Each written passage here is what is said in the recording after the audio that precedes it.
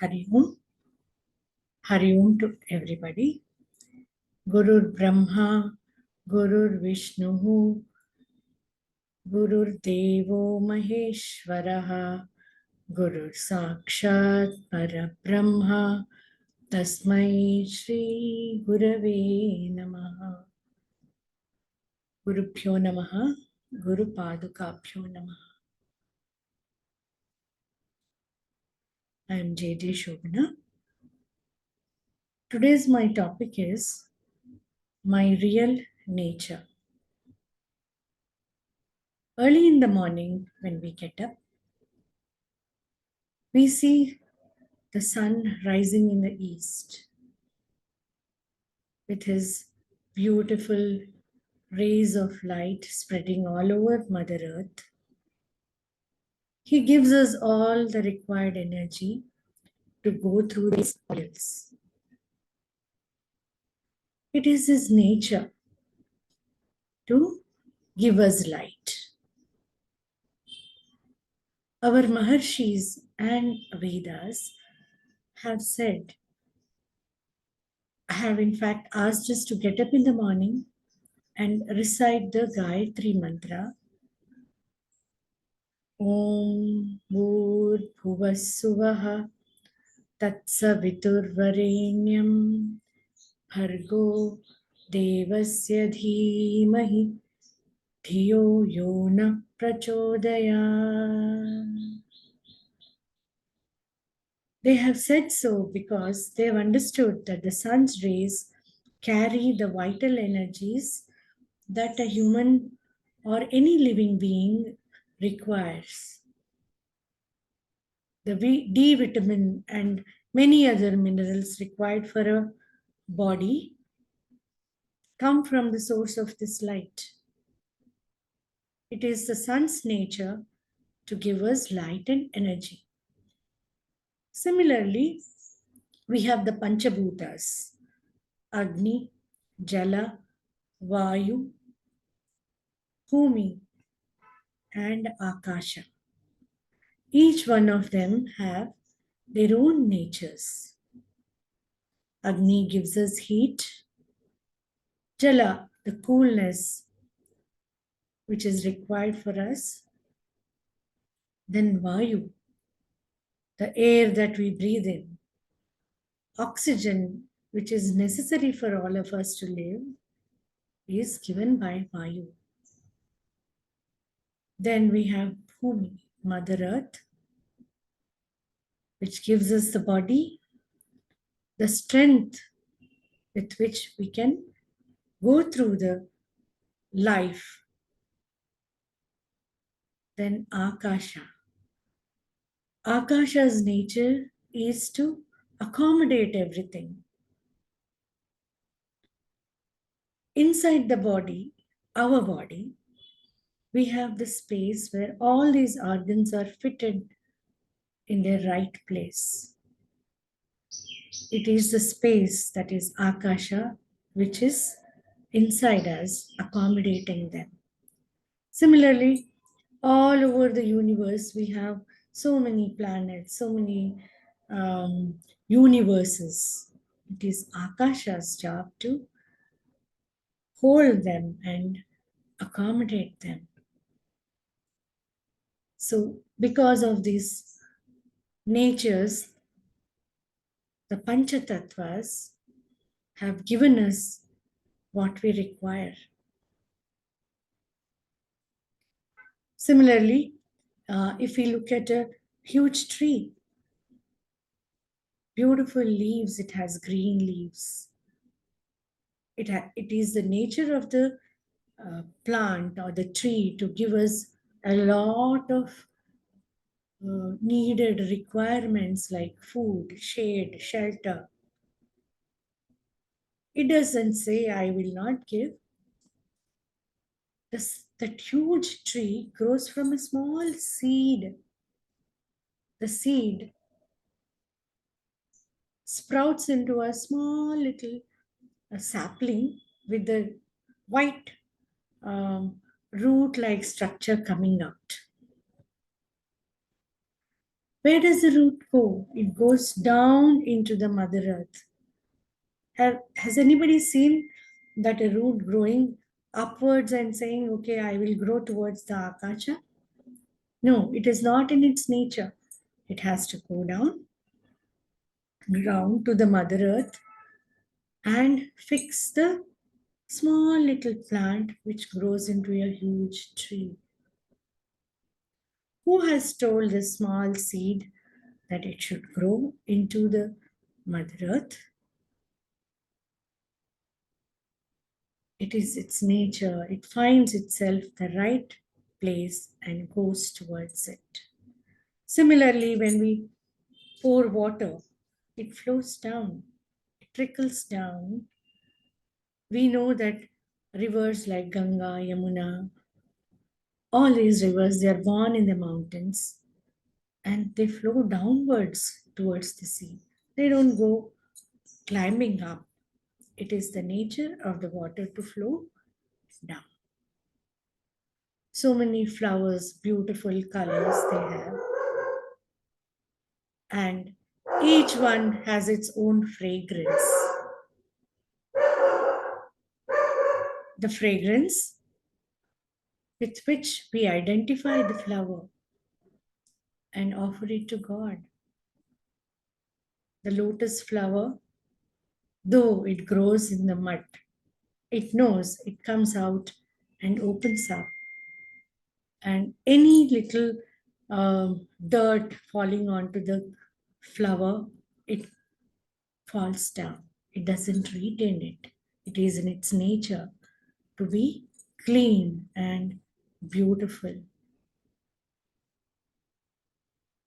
So, how do we know that this kind of nature exists in human beings? What is my nature? This has been always at the back of my mind and trying to find out what is it that is making me do so many things. I lift my hand, it is lifted. What is it that is making me lift my hand? There's something that is to be there. I need to find out. This was always at the back of my mind. Now, early in the morning, when I get up, I like having a cup of coffee. It gives me aparimita ananda. I look forward to having that cup of tea or coffee. And I think that will help me go through the day's activities. If it is troubles, okay, getting over those troubles, or if it is preparing for the day's work, I always think that cup of coffee will help me. Is that so? Most of us will be having this kind of idea in my mind. In mind, we always finish off the cup of coffee and think that that is it.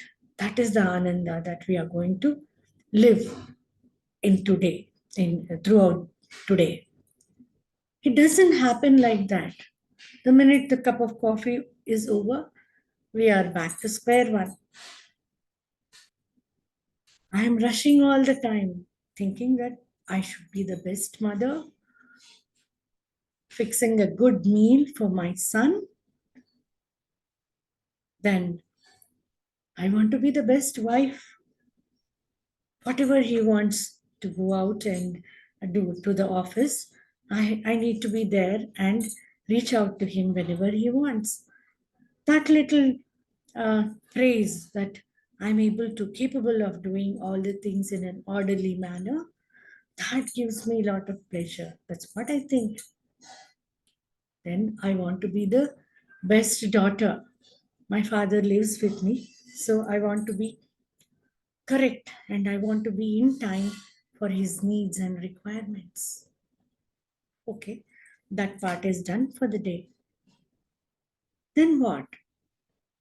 Am I happy? No, I need to go to the college.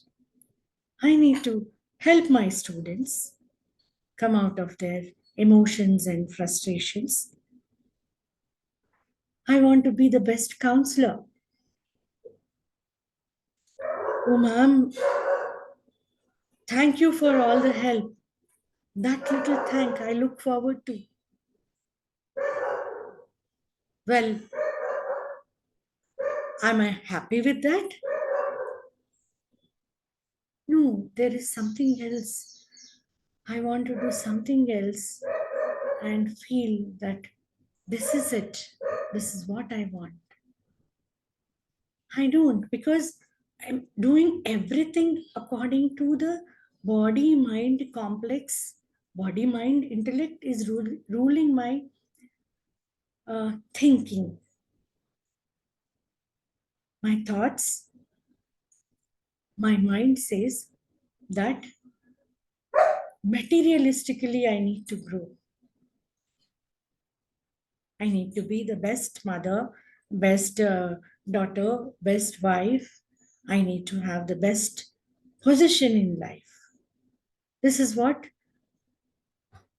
I think will give me pleasure because I'm still attached to the body mind complex. Then why am I still feeling not satisfied and I miss that peace and tranquility which I want throughout my life? How do I get this? Whom do I turn to? These were the questions which were there since a long time.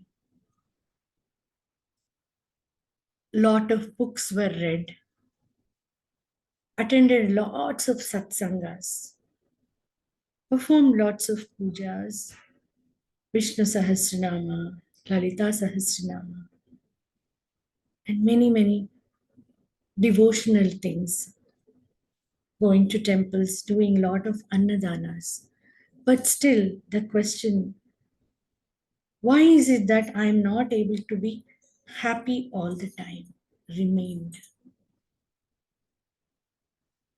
There came a stage when uh, people told that I should do some service. Service to humankind will help in achieving what you want. Then, when I started doing this Annadana, somebody else suggested that meditation will help.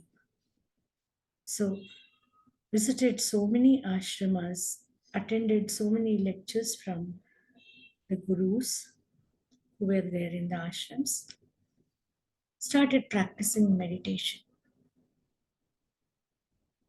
Many a times got up during the Brahma Muhurta time and sat for more than an hour and a half meditations. But still, after a point, there was nothing changed. The thought of what is it, why I want to do meditation came up. Was I happy? Yes, there was some kind of peace, but that won't stay all the time. I would fall back to the materialistic pleasures and get involved in day to day affairs. Then, what is it that I need to do? Why so many thoughts come? The mind has never become stable, has never rested. It's like the bird which is sitting on this ship, deck of the ship, and it wants to go and get itself sweet fruit because it is very hungry. So the bird flies forward, circles around, finds nothing, goes to the left, goes to the right, but there's nothing. He doesn't find anything. So he's tired and it comes back and sits again on the deck, waiting for the opportunity. As soon as the ship reaches the shore, the bird flies and sits on the branch of the tree and rests. For us to have some kind of knowing about what we are, I think the mind needs to come to a certain rest. Is it really possible? The thoughts never stop. We can never stop the thoughts. A mind is like a floating ghost which is always in the air trying to find something to catch hold of, either to trouble or trouble itself. So, how do we relax this mind? When I look at this phone or any other thing like this, we all know this is made up of something plastic, or it is having those so many softwares and chips. And what is its nature? Somebody has put something into it, so this phone is working. But do I have something like that in my mind? When I see these ornaments, bangles, chains, ear tops, I know all these are made up of something called gold. Gold forms the base of all these ornaments. Like this, do we have some basis which is there in us that is making us talk, eat, sleep, do all the things that we are doing? How do I find out who am I? Is the question. Where am I? Is also another question. How do I find out?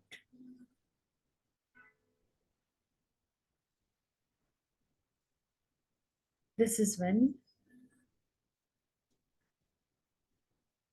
I was doing this small homa, reciting Dakshinamurti uh, mantra, one of those days during the COVID times, my friend Mala called up and says, "You listen to Prabhuji." And she sent the link. That is the path, or that was the day when I got into this path. When I heard Guruji speaking about Tattvamasi, I knew Prabhuji came into my life. He is my Karana Guru. Sadguru Kripa, Dakshinamurti Kripa, Narasimha Prabhuji came into my life, and I am in this Jnana Marga trying to realize what Ramana Maharshi said. Who am I?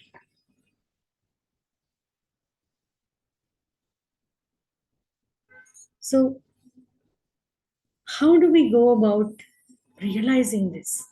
We hear every day lot of talks. We go for the Zoom meetings, attend the Zoom sessions, and hear all the sessions perfectly. Viveka Chudamani, Drik Drishya Viveka. Bhagavad Gita talks. But then, who am I is the question that we need to ask ourselves, as Guruji said. How do we realize it without doing all these sadhanas? The sadhanas, let's start with Shad Sampatti.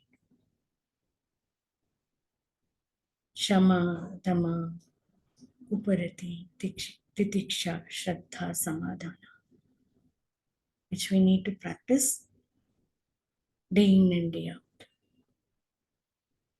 Then Panchamahayajnas, Deva Yajna, Pitru Yajna, Bhuta Yajna, Manushya Yajna, Madhava Seve, Manava Seva, and Jnana Yajna. Jnana Yajna is the main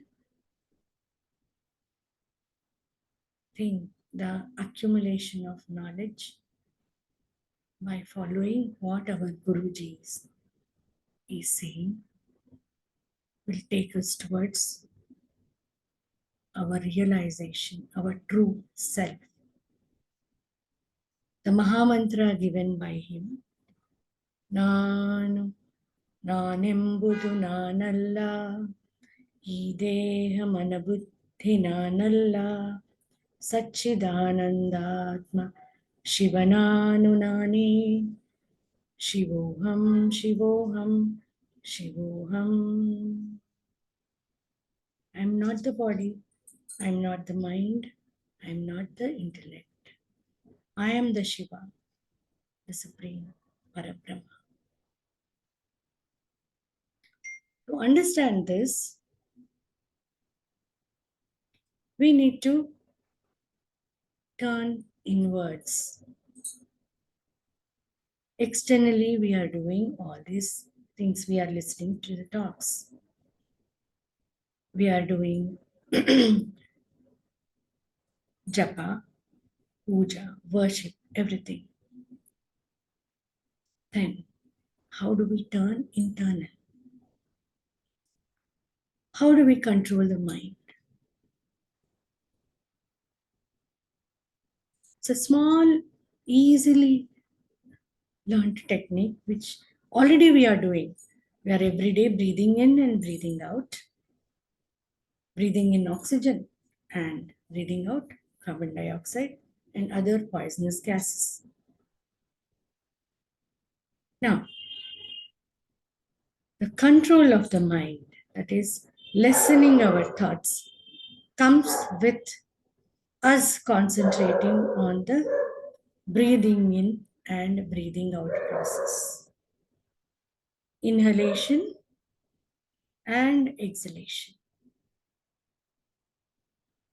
It, with the mind being present and trying to listen to the breath going in and coming out, it somewhat stabilizes.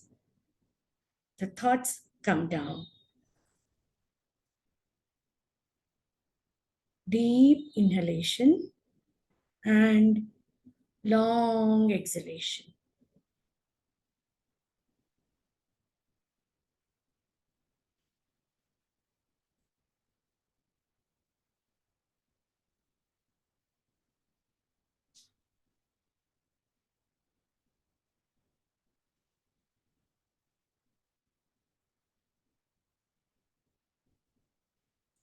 Practicing this, after some time, we come to a point where we can recognize that small gap between an exhalation and the next inhalation. It is this gap that is we need to concentrate on. That is where our existence is. There is no thought at that point, nothing at all. There is stillness. This is the Parabrahma, the existence. All of us want to realize this and abide in it. So, continuous practice will lead us to this, and we start abiding in it. How do we do it? Trying to listen to the internal sounds that we have inside the body.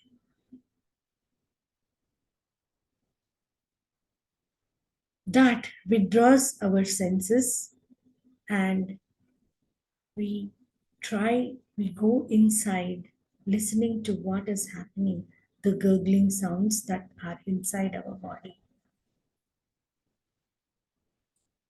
The sound of circulating blood, then the murmur of the heart, and then the stillness. The stillness increases with the practice. Sadhana. A Telugu saying is there, కృషి ఉంటే మనుషులు ఋషులవుతారు, మహాపురుషులవుతారు, తరతరాలకే తరగని వెలుగవుతారు, ఇలవేలుపులవుతారు. That is, with practice, with krushi and sadhana, a human being can become a mahapurusha and become a role model which we all have seen. Our own Guruji, Prabhuji is a living example. So, by continuous practice, by abiding in the existence, we have the realization that we are all, I am Satchidananda. We need to continuously practice Shravana, Manana, and Nididhyasa. Shravana, listening to all the talks that Guruji has been giving us. Grace is what we get from our Guru. Listening to his talks, then Manana, thinking and contemplating on it, and Nididhyasa, continuously applying it to ourselves and living in that state will take us through and realize what our true nature is. Who am I? We all will realize. We have our Sadguru with us. By surrendering to him and continuous sadhana will take us towards our goal, moksha. We have examples of Ramana Maharshi, who in his silence realized the Supreme and became one with him. Ramakrishna Paramahamsa and Janaka Maharaja. Janaka Maharaja, as we all know, is a role model, and the jnana that he has imparted to the world, we all know. He didn't say Sita should come back and live with him. He instead asked her to tread in the path of right direction and follow her dharma. So let us all follow these examples and take ourselves towards the realization and become Jivan Muktas. Finding out our own nature, true self. Who am I? And reach us to that state of Satchidananda. Hari Om. Thank you, Guruji. Thank you all Jnana Jyotis and Atmajyotis for giving me this opportunity. Thank you. Hari Om.